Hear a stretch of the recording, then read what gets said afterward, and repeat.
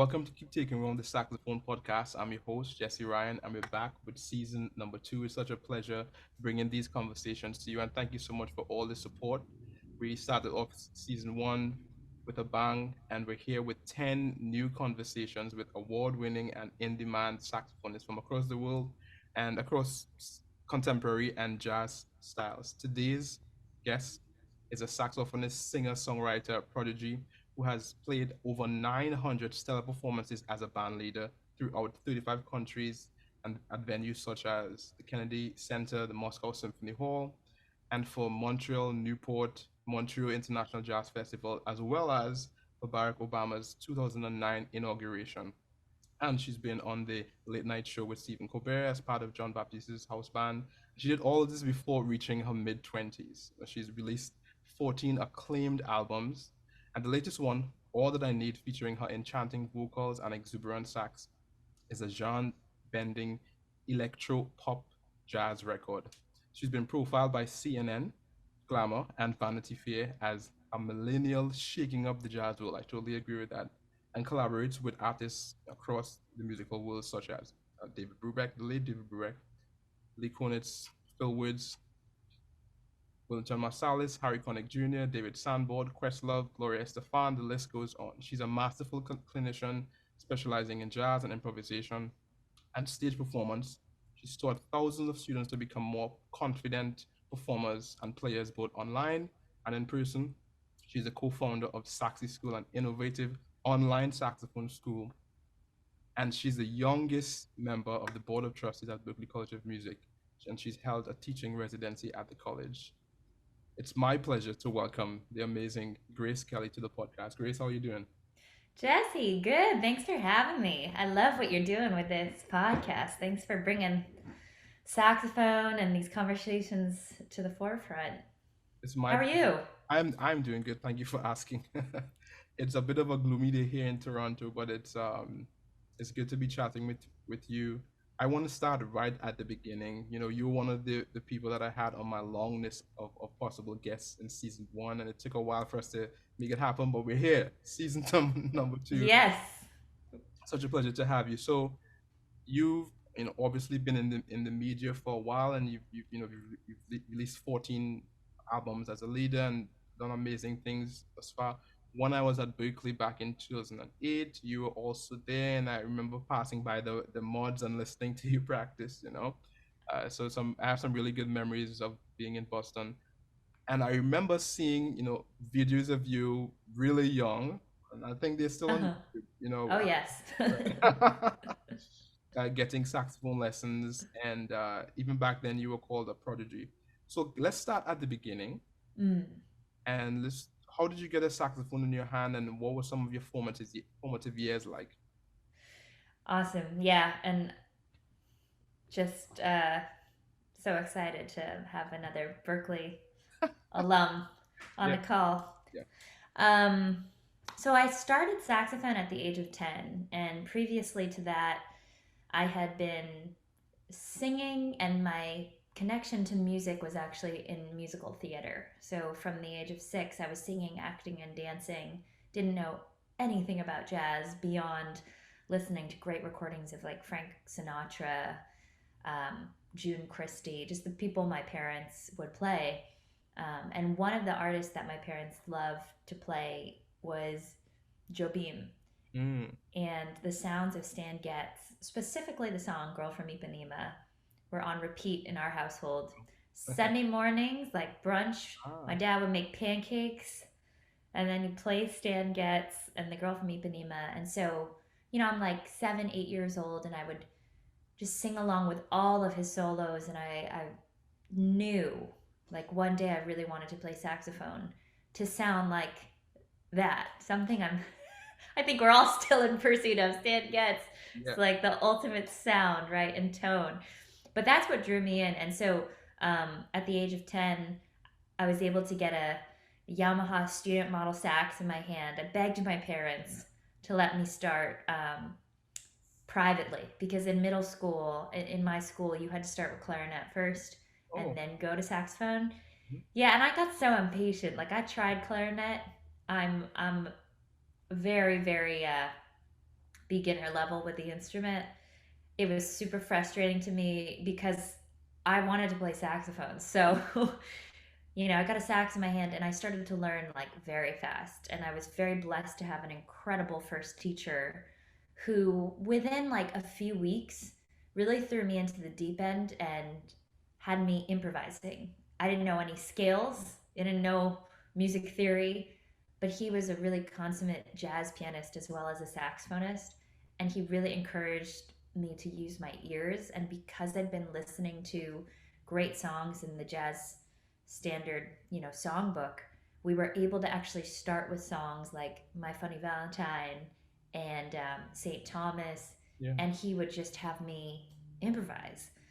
So my very first memories of learning saxophone and getting to study with him are full of so much like fun energy because I always look forward to my lessons. I would practice for like hours after my lessons, and I was getting good really fast. And so, fast forward a couple of years later, I was actually already performing professionally and made my first record at the age of 12. I never thought that I would become a professional artist. It's actually something that kind of just organically was happening Yeah. as I was in elementary school. But to this day, it's still very much the thing I love, and I'm so grateful, to have a life of creating music and being in the music space. What was your teacher's name? First teacher. His name is James Miranda, and he had his own private um, lesson studio outside of Boston. And I was studying piano with him previously to that. Okay. And as the stars aligned, he was an amazing saxophonist too. So we just started to add saxophone to my lessons. Wow.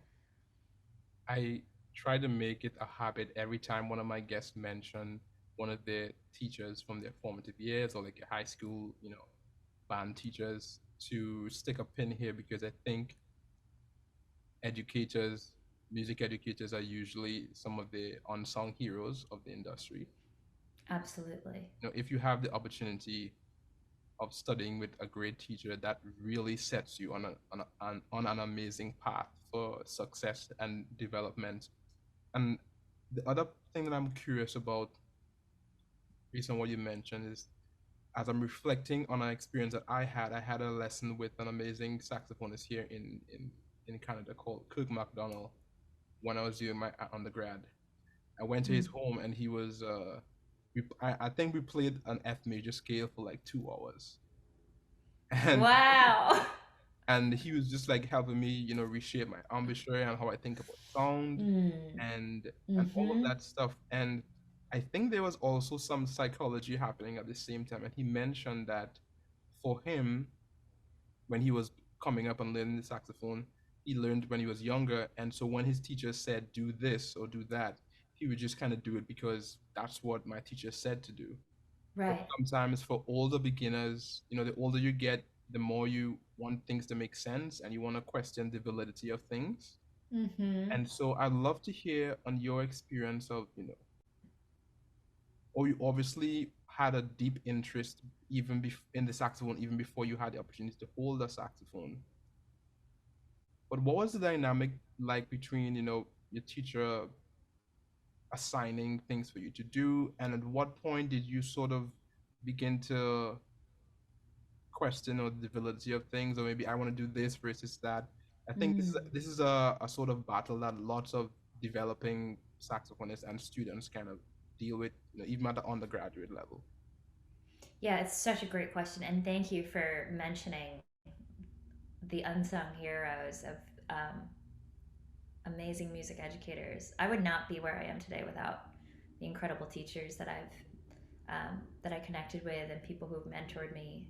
And before I dive into that question, I want to bring up another very important educator um, who set me on the path to actually meeting my first saxophone teacher. So, my elementary school music teacher, I went to public school in Brookline, Massachusetts. His name is Ken Berman, and he's an amazing educator and a great jazz pianist. And he was the one actually from early on, even before I played saxophone, he had heard me sing and he stayed with me after class to like help me learn songs, really encouraged me to perform. And when he found out that I was playing saxophone, I wanted to learn. He's the one who connected me with James Miranda, Yeah. and Ken actually recorded on my very first album as well. So, anyways, yes, just so much love Yeah. for Yeah. t- Absolutely. great teachers. Um, so your question, I'm sorry. Now I just for can you just tell me the the Absolutely. I'll be gist of the happy to, question again? to repeat it. I was just reflecting on how your developmental age Ah, affects the right. process of learning, right? So when you're Yes. younger, sometimes you just kind of do what older folks say because, kind of Yes. what it is. But the older Right. you get, you kind of question the legitimacy of things, or the validity rather of Yes. things.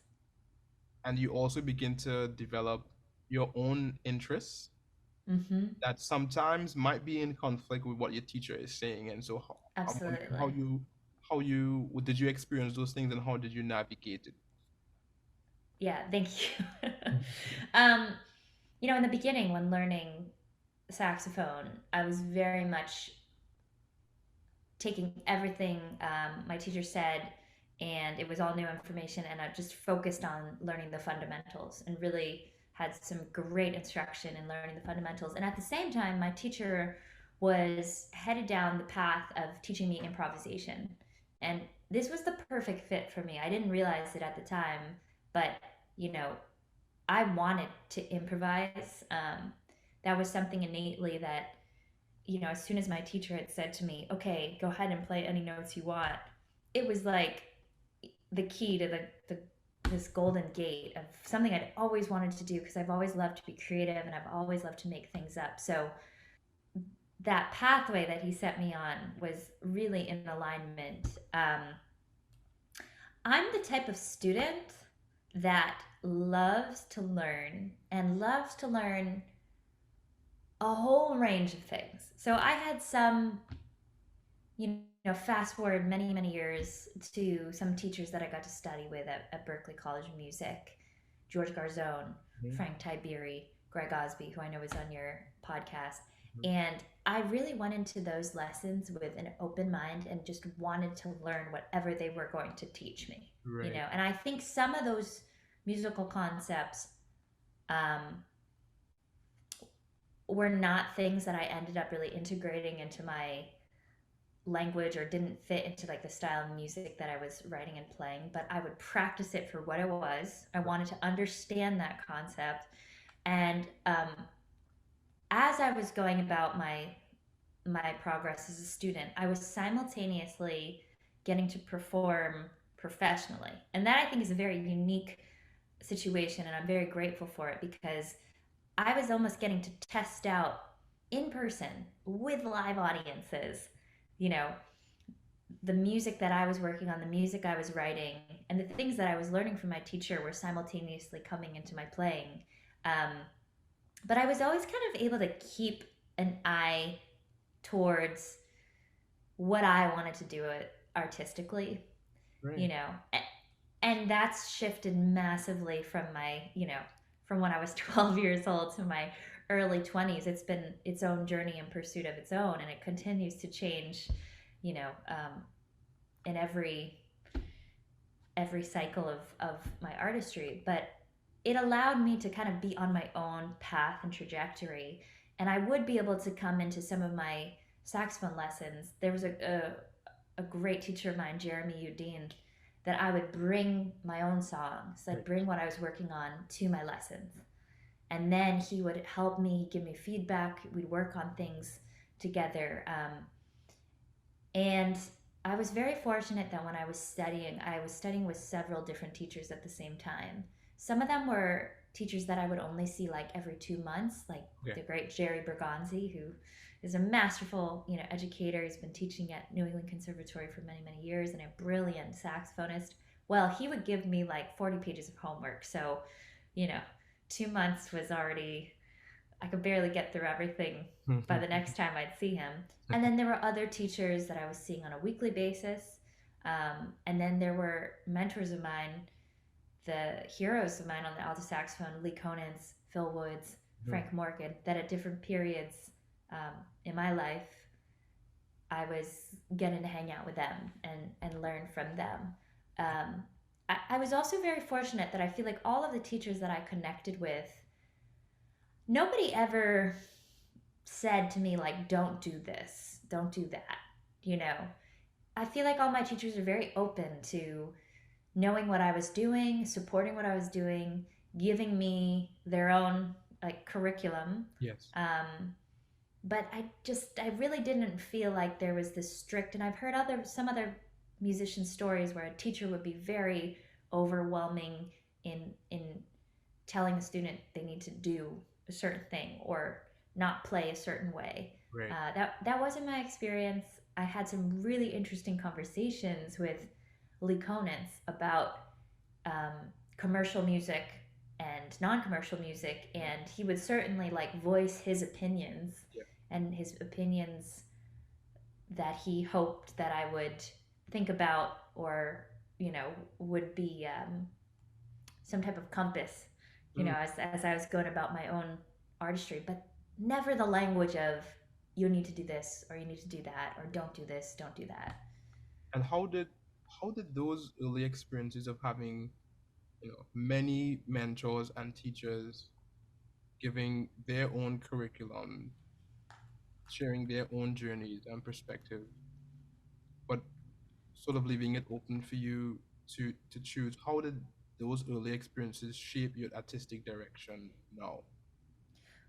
Oh, it was incredibly like fundamental to who I've became and am becoming as a musician and artist. Um, I think I learned early on that everyone's got all of my teachers who I've so very much admired and respected. They each had their own opinions and Right. views, and it was really cool actually to bring sometimes the same question to all of my teachers, Right. and hear their philosophical ideas about it, hear their technical explanations. And I also was studying jazz piano, had a wonderful teacher, Doug Johnson, and I was studying composition. And sometimes a teacher would explain it to me in a way that made so much sense. Sometimes it was so cryptic I didn't even understand it until like 5 years later when it's like, oh, I remember when she said this thing to me, and like, oh, I think it's starting to make sense now. And I'm really grateful for all of it because it allowed me grace to think about what does this mean to me. And like when I'm teaching and with like the saxophone community that I'm building, Yeah. it's built around having different teachers Right. teach as well, so that our students can experience this variety of teaching. Um, and I think as far as my artistry, I think that as a learner and a student, I just try to be there in the present moment and take in as much as possible. And just, Mhm. I learned so much from the osmosis process, Right. and that very organically seeps into the way that I write, the way that I perform. Um, and so that's why I'm super, super grateful for the in-person experiences that I had with my teachers, of not only getting to learn with them, but with quite a few of my teachers, if not all of them, we performed together Right. as well, which is, I, I learned so much in that process. When you're in the hot seat, I'm sure you've had experiences like this too, Jesse, and your listeners as well. It's like there's nothing like being in the hot seat Yeah. of performing with someone that you admire, or performing in front of a new audience, or maybe it's your first time, for someone listening, maybe it's your first time getting up to play at an open mic, but Hmm. rising to that occasion and what comes out, Yeah. especially if you've been preparing, if you've been getting, you know, honing your chops for that, for opportunities like that. There's so much that comes into play in that moment. Yeah. I mean, so much of what you're saying resonates with me, and it reminds me of two other episodes I have with on the podcast. So one where I was talking to Kelly Jefferson, an amazing saxophonist here in Toronto, and he mentioned the phrase "learning by doing," Yeah. And what you said resonates with me and reminds me of that because there's as you mentioned, the being in the heat of the moment and playing on the bandstand and being with one of your musical heroes. So you have the opportunity to almost have a two-layered conversation where you're conversing with your mentor and somebody that you can you see, okay, this is kind of a standard of what I'm reaching for. But then you're also having it going out to the audience, so you're getting feedback from both sides. And it's that idea of learning by doing it. I try to share with some of my own students as well because a lot of young students, their only musical experiences are making music in school. Mm-hmm. And I find that the best music and the types of music that I enjoy the most are deeply rooted in cultural heritage. And Mm. culture is about people and community, right? So Mm-hmm. So and well said. that dynamic of bringing to an audience, having that performance experience, getting that feedback in real time is super Mm-hmm. important rather than just playing music within an academic sort of setting. And the second thing it reminds me of is the conversation I had with Sarah Hanahan, which I think by this point, when this episode airs, it would have been aired. She talked about her experiences with you know, having learning from her mentors and how that's really the thing, you know, getting the opportunity to play and do it in real time with Mm-hmm. mentors. I remember seeing some early videos of yourself performing with Phil Woods at the Lincoln Center. And can we talk about that quickly? I remember seeing those videos and being kind of blown away at the level you were playing at that time, and more so how the jazz community was embracing you. So Mm. what did those experiences feel like for you, and how did it kind of set you up to do what you're doing now? Um, well, in the moment, I was just incredibly nervous. Right. I don't even know if I was able to fully embrace and feel all of the emotions happening because Mm, here I am playing with one of my biggest alto sax heroes, yeah. with Wynton Marsalis and his Right. orchestra at Rose Hall. I mean, talk about the stepping up to the hot plate and the pressure was on. And then Wynton counted off the song way faster than he did at rehearsal. Like, and I remember just kind of that moment, and that's the beauty also of live performance of wow, you never know what's going to come at you, right? And so here we are in front of like 2,000 people, and I'm with my heroes, and um, it's like we are just off and running and Yeah. blazing fast tempos, which has never really like, especially d- learning saxophone, fast tempos were just really never. I didn't feel like it were my strong suit, so I really appreciated getting that push, Mm, and it's something I've actively like. I remember that period of time I was really actively practicing just tempos, yeah. Um, How old were you then? I think when I joined Wynton and Phil for that performance, I think I was like 16, Okay. maybe either 16 or 17 or 18. So you're Um, and yeah, I mean, it's just, I remember the feeling of hearing Phil's sound, mm-hmm. you know, live, which is an incredibly powerful tone, and it's one that is just so recognizable, Yeah. to him. And then hearing my sound next to him, and I remember thinking, what was happening in that moment, just through osmosis, is I was picking up things that he was playing and how he was playing it.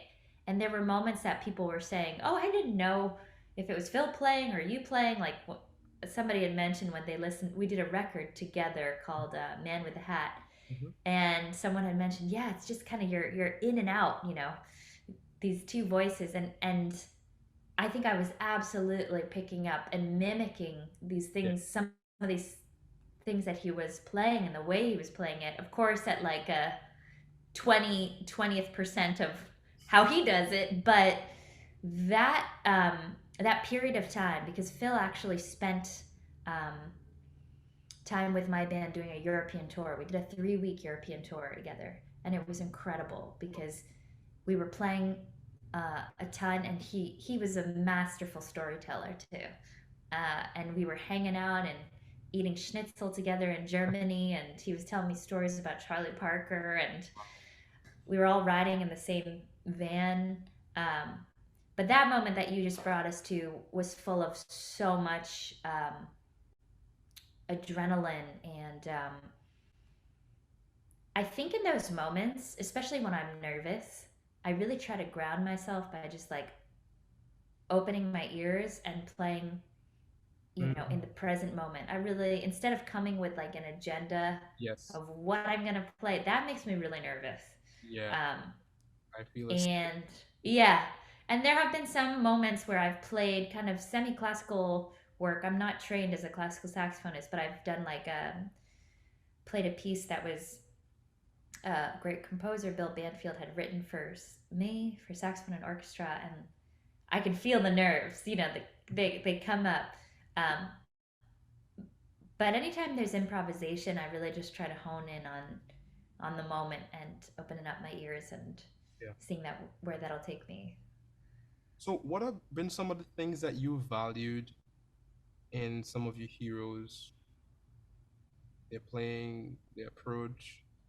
I would love to just kind of talk about also what you've been in pursuit of as a saxophone Mm, player, as an artist, as a creative, and also as a creative entrepreneur, which is sometimes mm, a phrase that some musicians kind of struggle to see themselves that way or even make that jump. And I think it's a mindset that you have to mm-hmm. switch.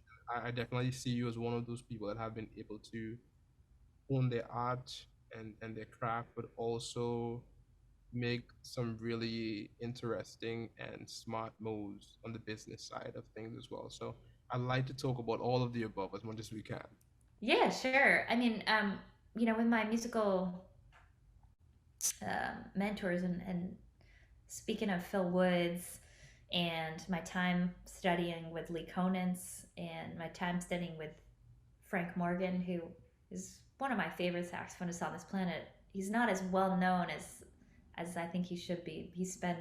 Frank spent over 25 years in San Quentin prison during his life, and so he doesn't have maybe as many recordings as, although he still has a handful. But something that I learned from Lee Konitz that really set me up to think about music in a different way was experiencing and learning the way that he thinks about improvisation, which is very much so spontaneous, really in the moment. And when I just said a moment ago of how, you know, in the case that I'm performing, I try to open up my ears and just react in the moment. I really learned that from Lee.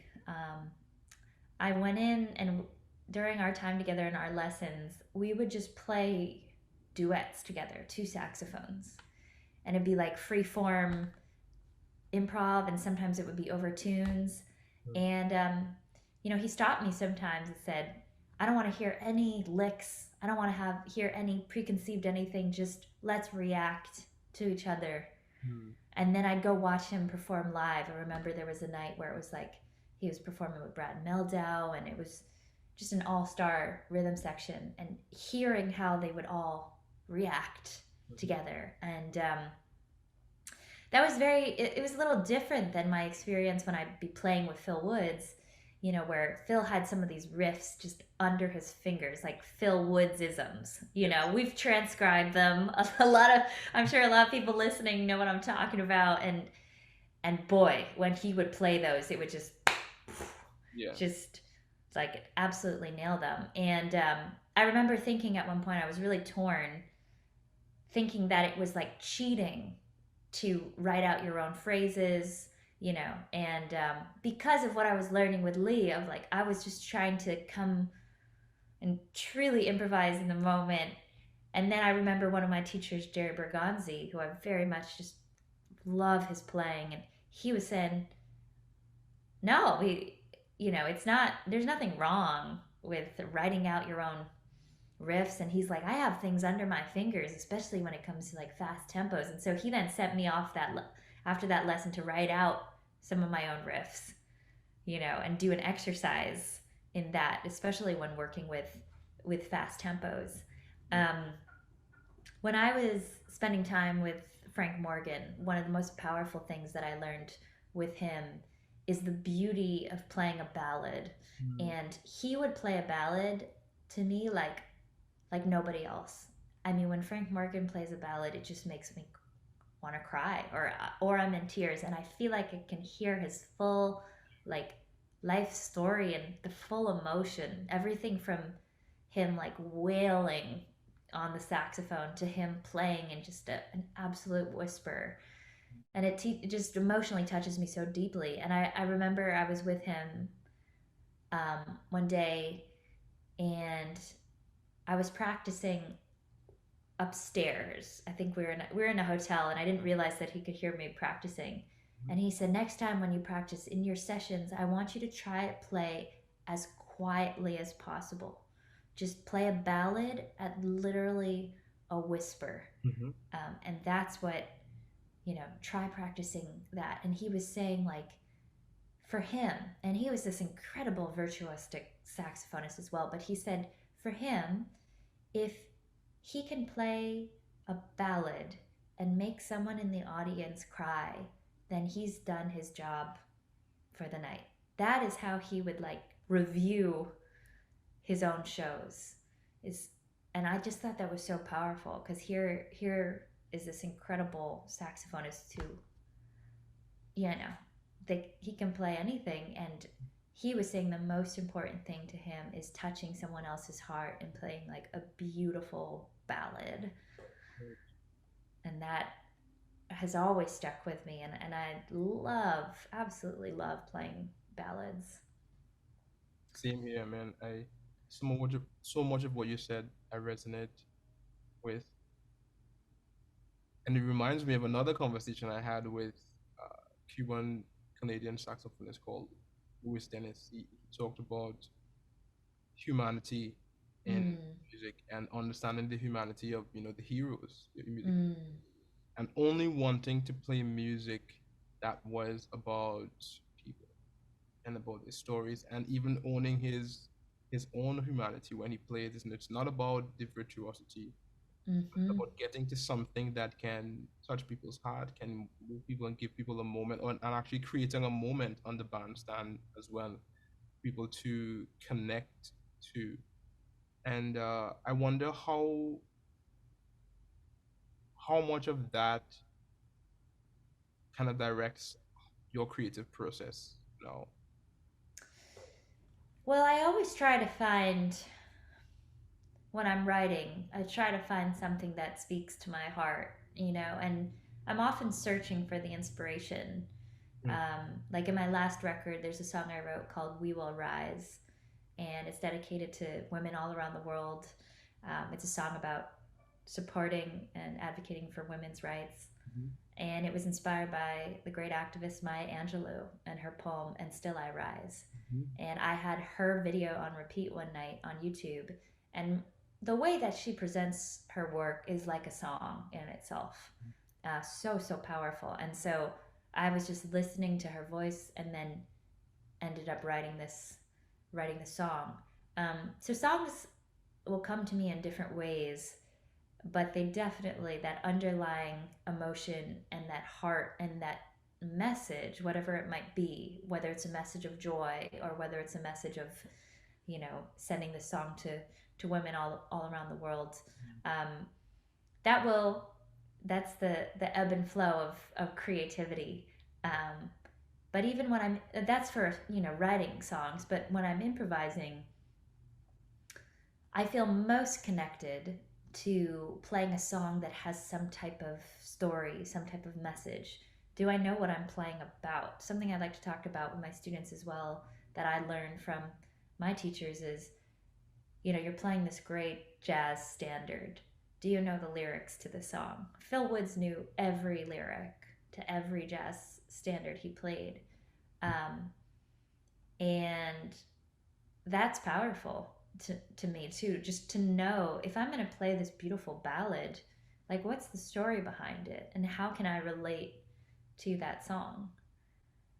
And that also like gets me out of my head a bit, it just gets me out of the technical part of it, because emotion, and I feel like you're mentioning with humanity and the emotion, it's like it's not always it's never like perfect, it's never technically perfect, it's just a feeling, and so whether it's like a squeak or a honk, like there could be a very ugly sound that is so powerful emotionally.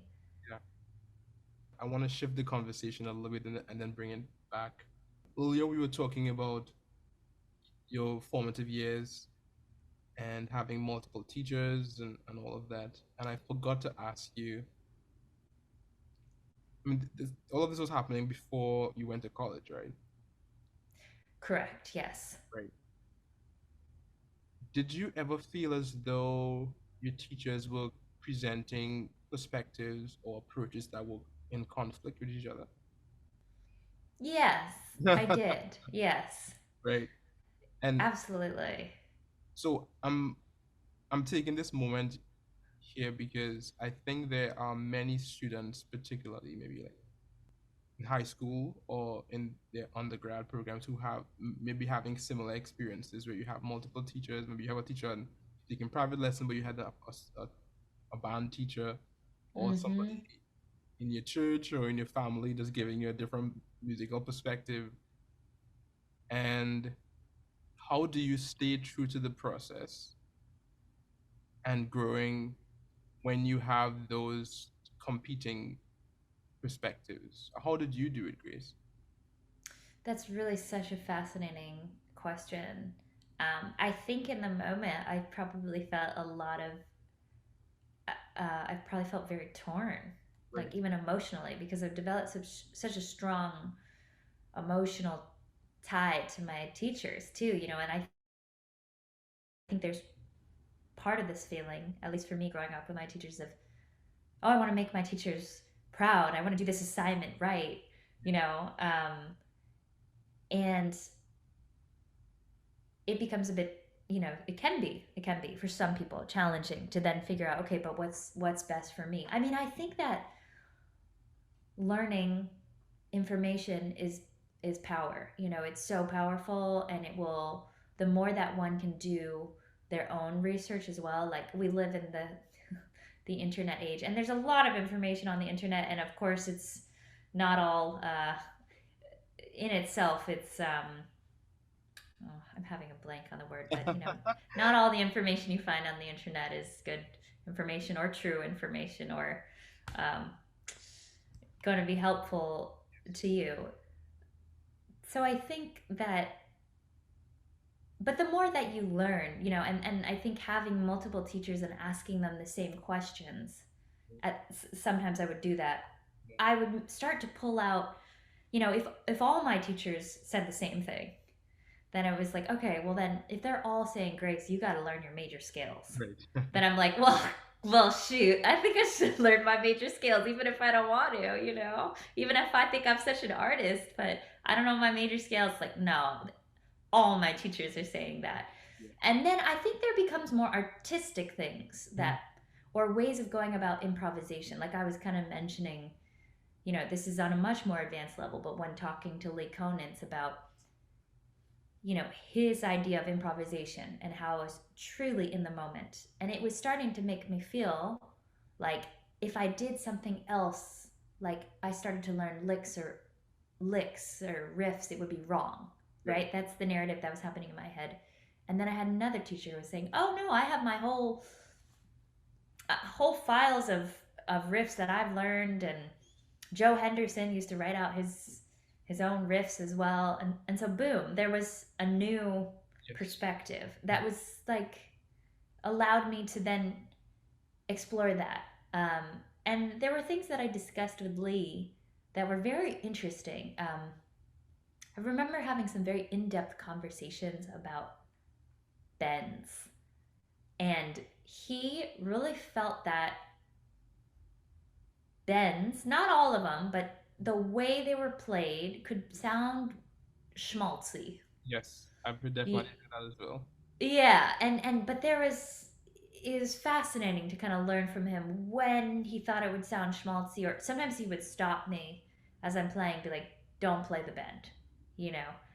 And so then I respect him so much, so I start to think, okay, putting bends into this bucket of this is Yes. what I do or don't do with them. But then I'd be playing a rock and roll gig, you know, and playing with my blues mentor, and he's like, I need to hear longer, higher notes. Give me more, you know. He's like, don't play all those notes. Give me more pizzazz. I need you to like channel Junior Walker. And like, boy, do I need to add some bends in that context. So I was really learning by playing and experiencing. And I really recommend for students to, like you had mentioned, the power of, you know, actually playing in person, experiencing that. And also, I think this is where it's very powerful to um, play with other musicians who are not in your genre. You know, so if you are a jazz saxophonist and you have a friend who plays banjo, like go play some bluegrass Yes. with your friend, and you may not even know how to do that. I remember at Berklee there were some really fantastic like bluegrass and folk musicians, and I got to sit in and play on a few jam sessions, and I had no idea what to play. I don't really listen, I hadn't listened to that music, but they were so welcoming, and they would teach me things, you Mm. know. And that's a great opportunity for you, whoever's listening in this scenario, to teach your bluegrass friend something about how you play. Mm. um, Heard and Ben. because it's so different, these genres are so different, although you'll find similarities, you'll find that you can't really use some of the things that maybe even your teacher said to use because it's just such a different scenario. Yeah, yeah. That makes sense. That makes so much sense. I want to shift the conversation a little bit. You mentioned when you were coming up, you were singing, you took piano lessons even before you got the saxophone, and I wonder and then, extensive listening, your parents listening on a Sunday to Joe Beam and Mm-hmm. that good stuff. I wonder how much of those early listening experiences, singing and playing piano, sort of set you on the path for developing how you hear music and even like ear training. Mm-hmm.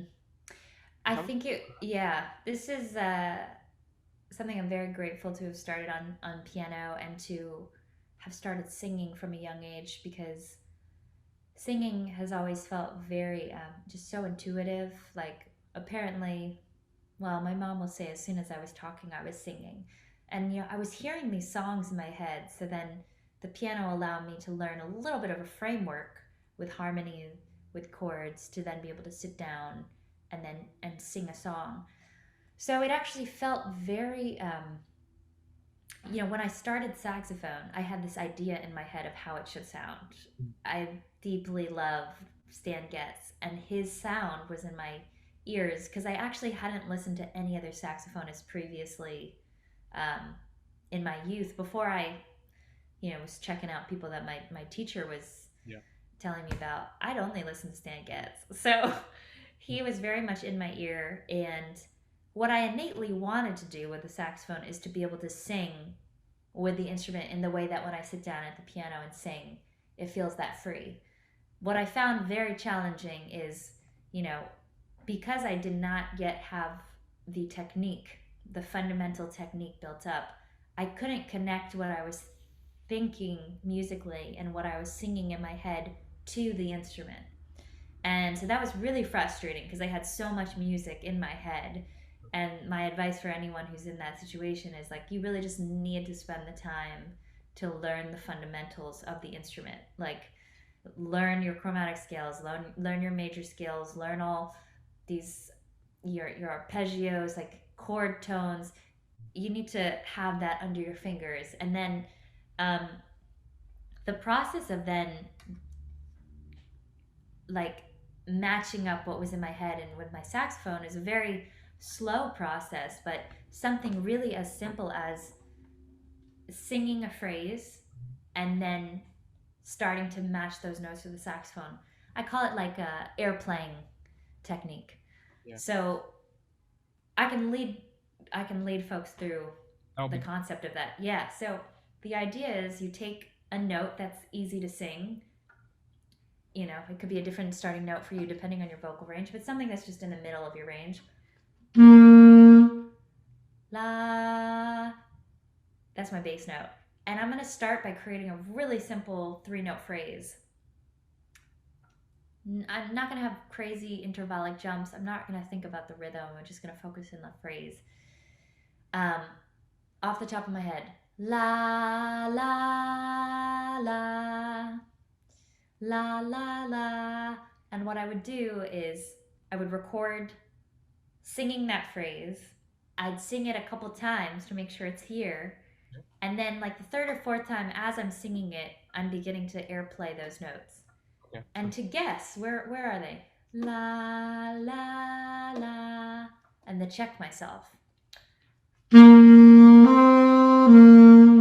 Now, for some people listening, this is like, they'll be like, that's incredibly easy. But that's where you start, right? And then at this point, you know, when I'm thinking about much bigger intervals or I'm adding chromaticism to it, I'm able to sing and play what's in my ears um, on the sax. And I'll give a little demonstration.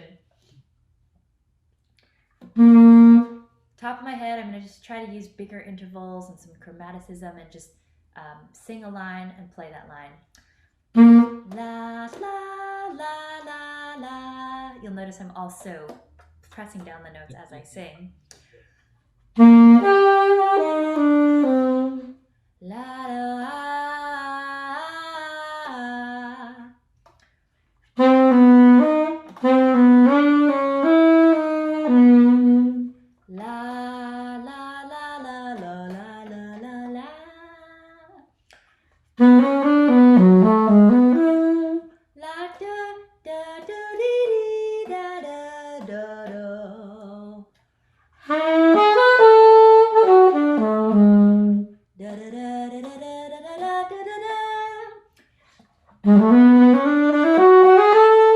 right? And so, and on and on. And the great thing about this exercise is you can always make it more challenging. Right. You know, you can always add bigger intervals or a longer phrase, which will also then test your memorization skills. So I'm at the point now where if I'm on a train or a plane and I have to learn music and I can't have my saxophone in hand, I can be air playing those notes and I can hear it. And sometimes I actually test myself if I'm like listening to a recording and trying to figure out, say, the bass line. You know, I'll try to sing it and then imagine where are those notes. But that was a very slow process for me when learning the saxophone and then figuring out how do I connect what I'm hearing with what I want to play. And of course, the more that one transcribes, you know, that really helps this process as well. If you're transcribing where, you know, you're listening a ton, you're singing along, and then you're playing. And so I think that's a very powerful thing that I recommend that all my students work on because, you know, the saxophone has a lot of buttons. Yes. So, and they're fun to press and they're fun to play. And you could be a fantastic technical player without having any connection to what you're actually hearing. Right. Right. So, but I think it is, if you want to write your own music, if you want to feel more connected to your improvisation, if you want to also, you know, build a lyrical nature to how you play, which I know, Jesse, like you have such a beautiful lyrical way of playing the saxophone, then I think that working on the ear training part of it is worth your time. You know, sometimes people think, I just got to work on a technique, I just got to work on technical stuff, but developing your musicality and developing your ears will help you become also overall as a musician, will strengthen your skill set as a musician. Right. I want to make a connection to Phil Woods and come back to this topic. So I took some lessons with the amazing John Gordon a couple years ago, Cool. and he shared some things that he learned from Phil Woods with me, and it's an exercise that Phil called the four sounds, talking about the four main sort of like harmonic sounds that you should get in your ear and it's under your fingers. And I'm wondering what sort of ear training and language building sort of things did you work on, either with Phil or anybody else, really to develop your approach as an improviser? Yeah, it's a great question and leadway from kind of the basic beginnings of how you create recognition among intervals to then segueing into how do you get it into your lines and improvisation. A teacher of mine, wonderful saxophonist and brilliant at ear training and teaching ear training, Alan Chase. He has this voice leading exercise where at the heart of it, um, you're trying to find common tones Yeah. between the shifting chord changes, because I was at that point in my playing where it's like everything felt very up and down, just like arpeggios. You see one chord, you see the next chord, but it's like, how does this all connect? And when you move into much more advanced type of songs, like say a Giant Steps, how can that feel more approachable on the lyrical side of things?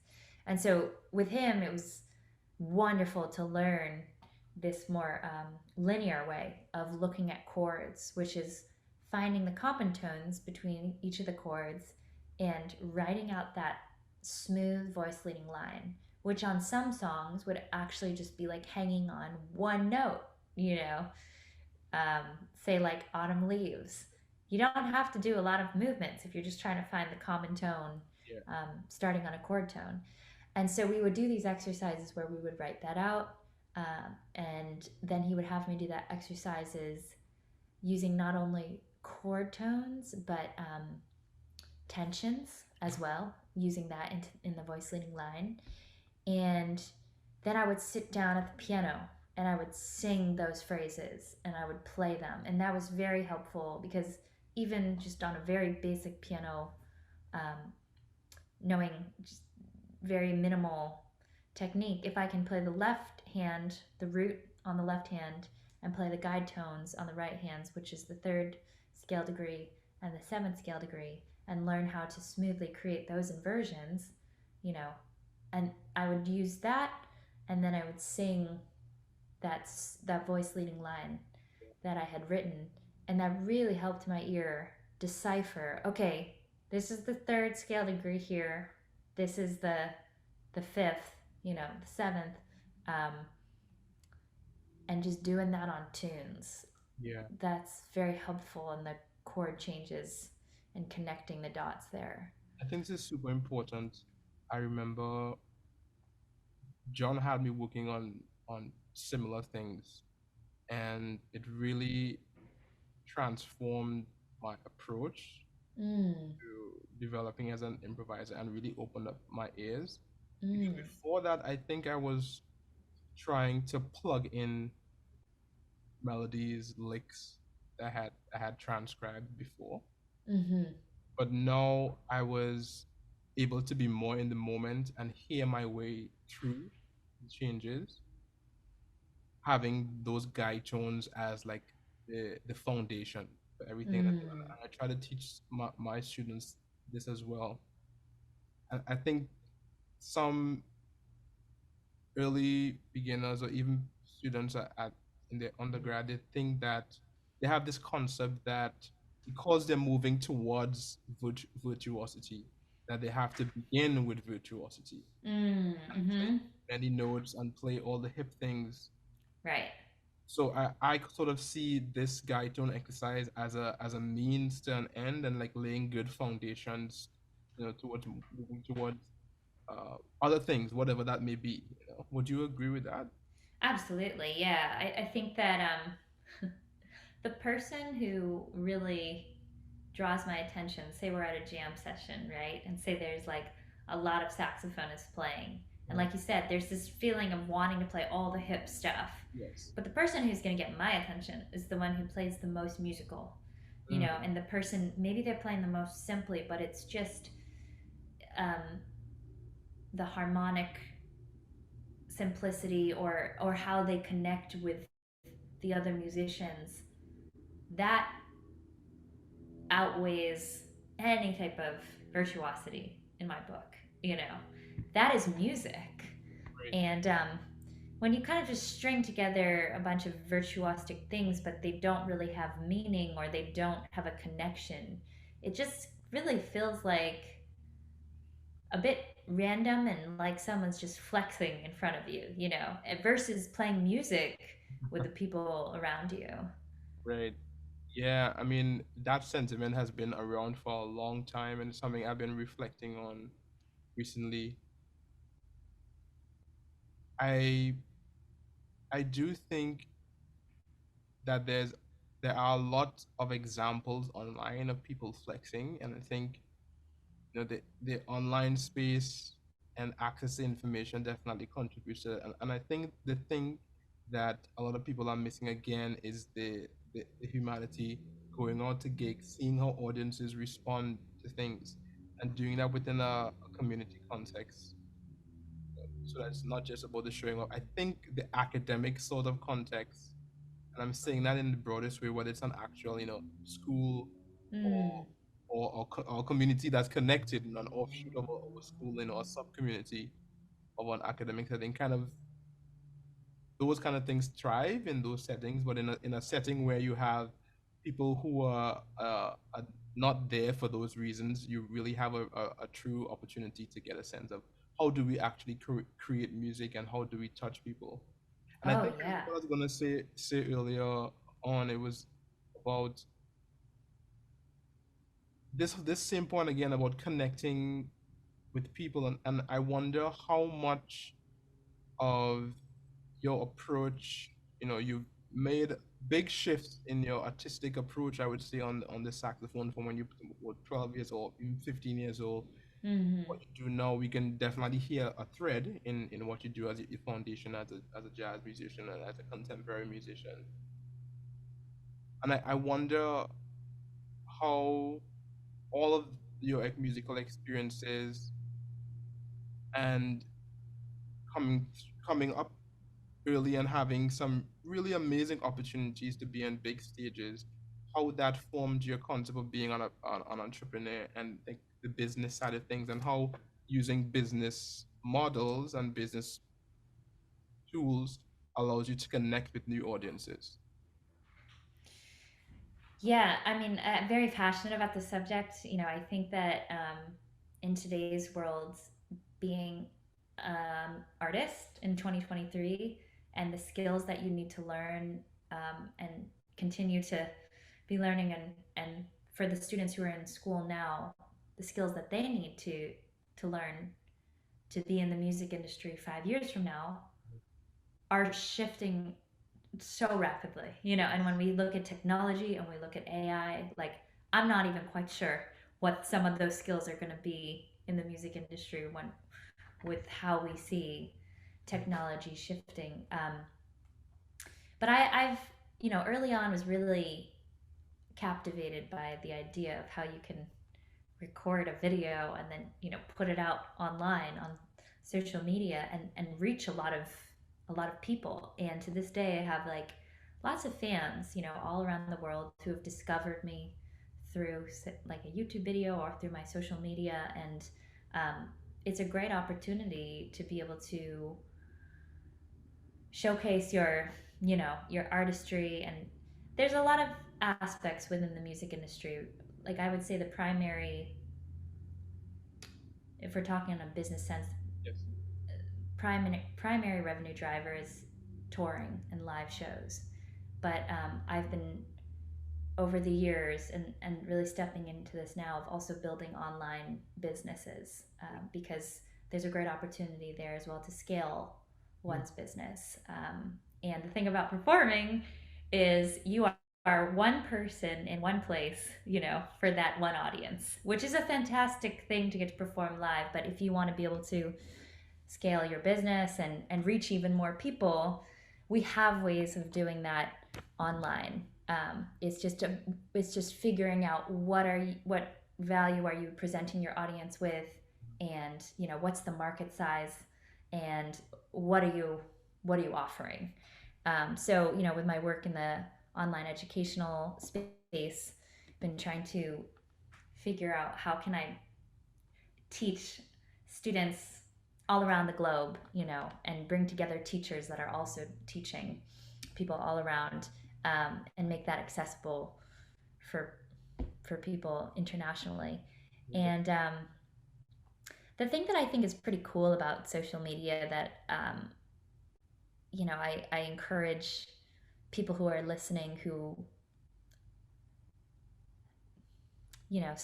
perhaps don't have a very positive view of social media is to think of it as a tool. It's a tool for getting word out about your latest artistic endeavor or your tour. It's a way of connecting with other people. I have connected with so many collaborators just like through direct messages on Instagram.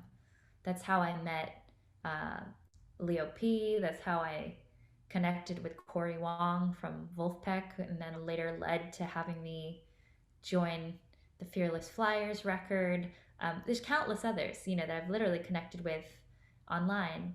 And you can really use it as a tool when it comes to experimenting with getting your videos and your content out. And it's like goes out to a test audience. Say you're trying to get your music out to a new type of audience, or you're trying to grow your fan base. Well, in a matter of seconds, you can upload that video and press publish, and you can get people's reactions. And fans and people online are very smart. I mean, some of them. And I've had some fans write to me and say, like, I thought it was spot on how you did this. This felt very you. This other video, like, I could see you're searching. It doesn't really, like, resonate as much with me. And it's not to say that I'm not trying to create my art in all capacity to feed that one person who's writing a comment. But I'm of course thinking about my audience and wanting to connect with them as I create my own artistic vision. And it's really helpful. It can be really helpful to get that feedback. Of course, there's some really terrible comments too. It comes with the territory, and there's trolls, and that's its own conversation. But if you think about the amount of time that it would actually take to do that physically, like in person, to like make your music and to survey hundreds of thousands of people, that would take a very long time, or you need the right opportunity for it. But with the opportunities online, you can get that reaction so quickly. Yeah, absolutely. Absolutely.